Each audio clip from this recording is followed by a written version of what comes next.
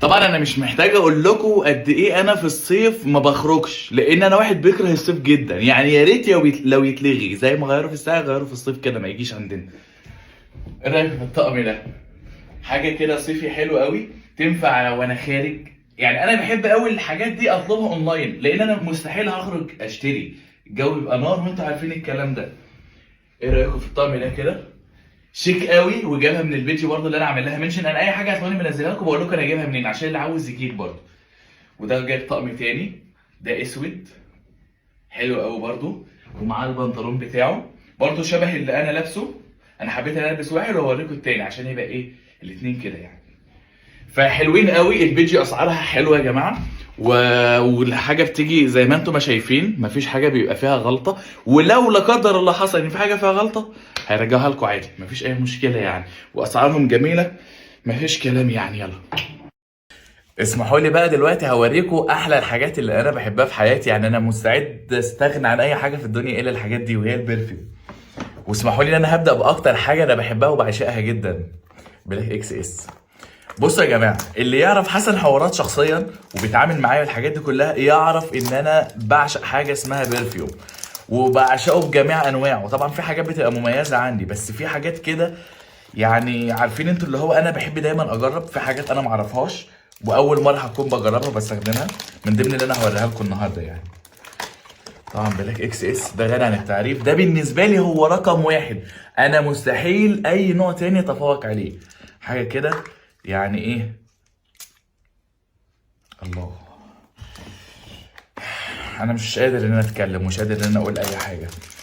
بجد حلوين قوي، وريحته جميله قوي قوي. انتوا كده شايفينه صح ولا غلط؟ مش عارف ايه، هي اصلا الكاميرا بتقلب الحاجه.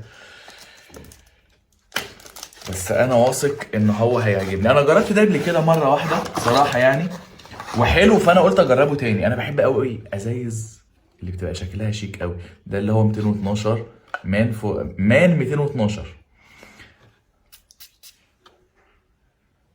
الله، انا حاسس ان انا مناخيرها هتبوظ. بصوا ده مغناطيس برضه حلو قوي وجامد، ويعني ريحه مطرقعه كده شويه. بص هو ده انا بصراحه انا اول مره هكون بجربه، فانا هفتحه دلوقتي وهشوف ريحته عامله ازاي. بس انا عجبني قوي شكل الازاز. على فكره انا الازاز دي بتخدعني كتير. يعني انا بحب الازازه يكون شكلها حلو.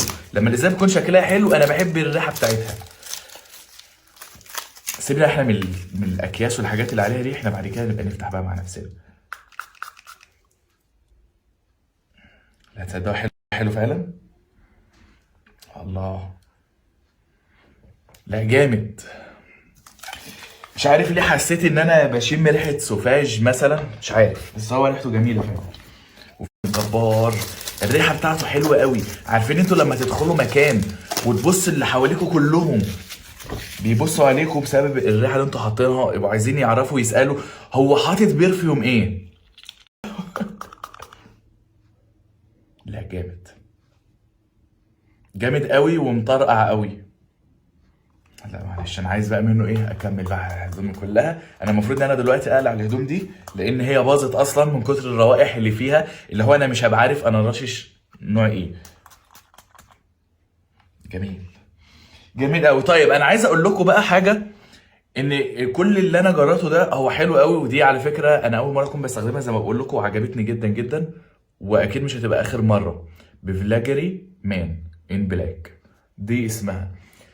بس فانا عايز اقول لكم ان الحاجات كلها حلوه قوي، وزي ما انا طلبتها وصلت لي. مفيش حاجه جايه غلط، مفيش حاجه جايه مكسوره، كل حاجه ممتازه. انا طلبت 6 ازايز وكلهم احلى من بعض، مفيش حاجه جلت منه، مفيش حاجه ما عجبتنيش. بس فانصحكم انتوا تتعاملوا مع البيج اللي انا عامل لها منشن دي، اكيد هتحبوها قوي.